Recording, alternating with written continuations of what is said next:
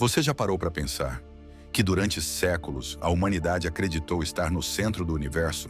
Sim, por mais estranho que pareça, a Terra era vista como o palco principal da criação, com o Sol, a Lua e todos os planetas girando ao nosso redor. Como se tudo, absolutamente tudo, existisse só por nossa causa. Mas aí surgiu um homem com coragem suficiente para olhar para o céu e dizer: e se estivermos completamente errados? O nome dele? Nicolau Copérnico, um cientista, um astrônomo e, principalmente, um questionador. Ele foi o primeiro a desafiar séculos de certezas, o primeiro a calcular, a estudar e a provar que, na verdade, é a Terra que gira ao redor do Sol e não o contrário. Uma ideia que pode parecer óbvia hoje, mas que na época foi como jogar uma bomba no coração do conhecimento humano. E no vídeo de hoje, você vai entender como Copérnico chegou a essa conclusão. Quais foram suas descobertas? Por que ele demorou tanto para revelar sua teoria ao mundo? E o impacto brutal que isso teve, não só na ciência, mas também na religião, na filosofia e na forma como a humanidade se enxerga até hoje. Então já deixa o like, se inscreve e fica comigo até o final, porque essa história vai mexer com a sua cabeça.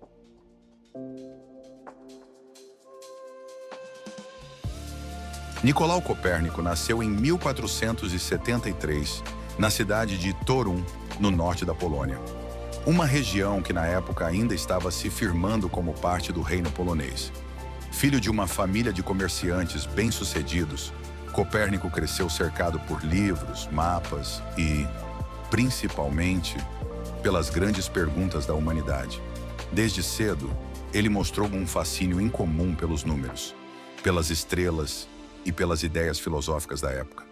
Mas o que poucos sabem é que Copérnico não foi apenas um astrônomo de laboratório. Ele teve uma vida surpreendentemente multifacetada. Além de cientista, Copérnico também foi médico, cuidando de doentes durante epidemias, economista, propondo reformas monetárias e até administrador político, organizando defesas militares contra invasões. E o detalhe mais irônico de tudo isso, ele era cônego da Igreja Católica, o que significa que tinha um cargo dentro da estrutura religiosa, recebendo salário e seguindo obrigações eclesiásticas. Ou seja, o homem que no futuro desafiaria a visão oficial do cosmos fazia parte da própria instituição que sustentava essa visão. Durante sua juventude, Copérnico estudou em várias das melhores universidades da Europa: Cracóvia, na Polônia, Bolonha e Pádua, na Itália, onde mergulhou em matemática, astronomia, direito canônico e até medicina. Mas, enquanto muitos dos colegas se contentavam com o conhecimento tradicional, Copérnico carregava uma dúvida incômoda que o perseguia há anos. Será mesmo que a Terra está no centro de tudo? Ou será que toda a nossa visão de mundo está completamente errada? E é exatamente isso que ele começaria a investigar, de uma forma que ninguém antes teve coragem.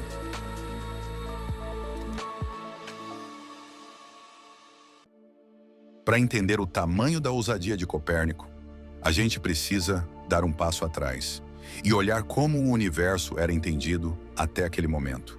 Desde a antiguidade, principalmente a partir do século II com Cláudio Ptolomeu, o modelo mais aceito era o geocêntrico.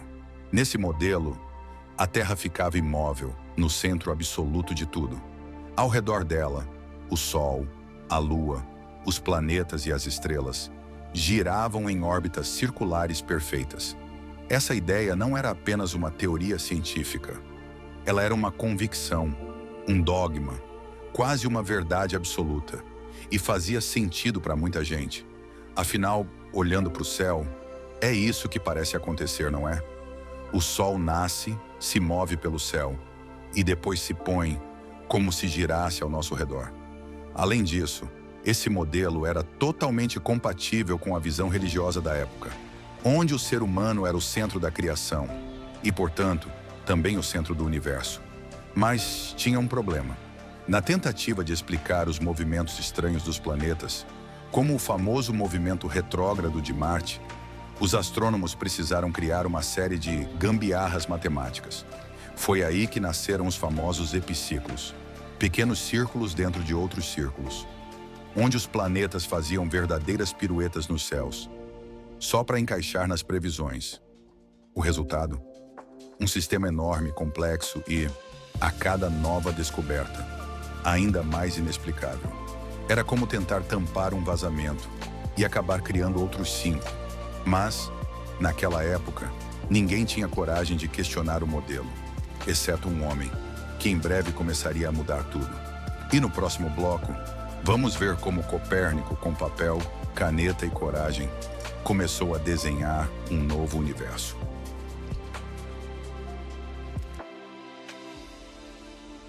Foi por volta de 1510, isolado em sua torre de estudos na cidade de Frombork, na Polônia, que Copérnico começou a fazer algo que parecia simples, mas que mudaria tudo. Ele começou a fazer contas, muitas contas, observando o céu, anotando posições, comparando os dados. Ele percebeu que havia uma forma muito mais lógica de explicar os movimentos dos planetas. E assim, nascia o que hoje conhecemos como o modelo heliocêntrico.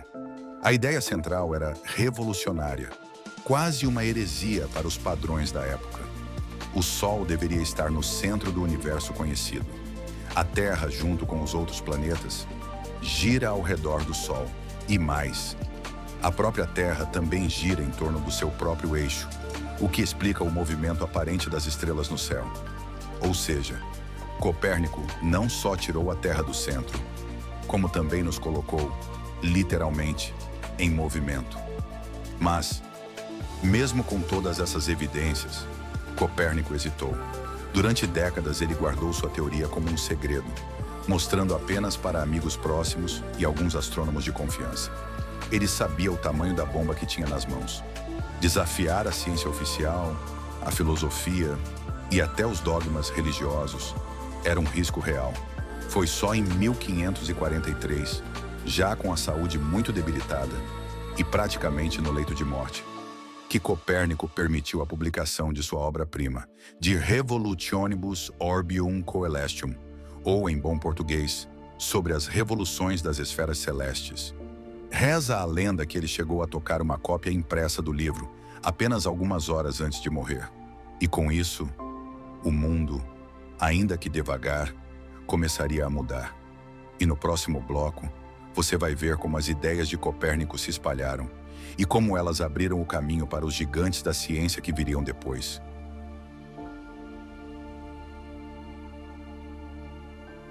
Quando o livro de Copérnico finalmente foi publicado, ele não causou uma revolução imediata. Na verdade, a maioria das pessoas mal entendeu o que ele estava propondo. Durante décadas, o heliocentrismo foi visto apenas como mais uma hipótese curiosa, uma ideia alternativa, mas sem muitas provas concretas. Mas aí, começaram a surgir outros nomes: astrônomos, cientistas, visionários, que resolveram continuar de onde Copérnico parou. O primeiro grande nome foi Galileu Galilei. Usando um telescópio rudimentar, ele observou que Júpiter tinha suas próprias luas girando ao seu redor e que Vênus passava por fases semelhantes às da Lua. Provas claras de que, sim, nem tudo girava em torno da Terra. Depois veio Johannes Kepler, que aprimorou os cálculos e percebeu que os planetas não se moviam em círculos perfeitos, como Copérnico imaginava, mas sim em elipses. E por fim, Isaac Newton, com sua revolucionária lei da gravitação universal, que finalmente explicou por que os planetas giram ao redor do Sol. O que começou com um homem, papel e cálculos feitos à mão, virou o alicerce de toda a astronomia moderna. Copérnico não apenas mudou a ciência, ele mudou a filosofia, a religião e a própria forma como a humanidade se enxerga no universo. Antes, acreditávamos ser o centro de tudo. Agora, entendemos que somos apenas um pequeno planeta, girando ao redor de uma estrela comum, em uma galáxia entre bilhões, num universo que, até hoje, ainda guarda mais perguntas do que respostas. E no próximo bloco, Para fechar com chave de ouro, eu vou te mostrar como o legado de Copérnico continua vivo até hoje. E por que essa história ainda importa para todos nós. Fica aí.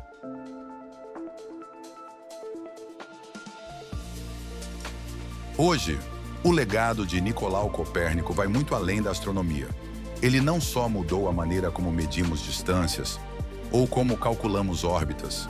Copérnico mudou a nossa forma de pensar. Ele nos ensinou uma lição que ecoa até hoje em cada avanço da ciência. Que a gente precisa ter coragem para questionar o que parece óbvio. Que às vezes a verdade está escondida atrás de séculos de crenças equivocadas. E que, mesmo com todas as críticas, o compromisso com o conhecimento deve vir sempre em primeiro lugar. Pensa só, hoje, enquanto você assiste esse vídeo, você está girando a quase 1.700 km por hora junto com a Terra. Ao mesmo tempo, estamos orbitando o Sol a impressionantes 107.000 km por hora. E mais, todo o Sistema Solar está viajando pela galáxia a mais de 800.000 km por hora. Tudo isso porque um homem, há mais de 500 anos, decidiu olhar para o céu, pegar papel e pena e se perguntar: e se tudo o que acreditamos estiver errado? Essa pergunta, feita por Copérnico, abriu as portas para todas as outras grandes descobertas que vieram depois. Por isso, da próxima vez que você olhar para cima e ver o céu estrelado, lembre-se, você faz parte de um universo em movimento, de uma história que começou com a dúvida e que continua com cada nova pergunta que a gente faz. Se você curtiu essa viagem pela história da ciência, já deixa o like, comenta aqui embaixo qual outro cientista, teoria ou mistério do universo você quer ver aqui no canal. E claro, se inscreve no canal, porque aqui o universo é o nosso quintal. Nos próximos vídeos, vamos explorar mais mentes brilhantes, mais mistérios cósmicos e, quem sabe, mais respostas para as grandes perguntas da humanidade. Até lá!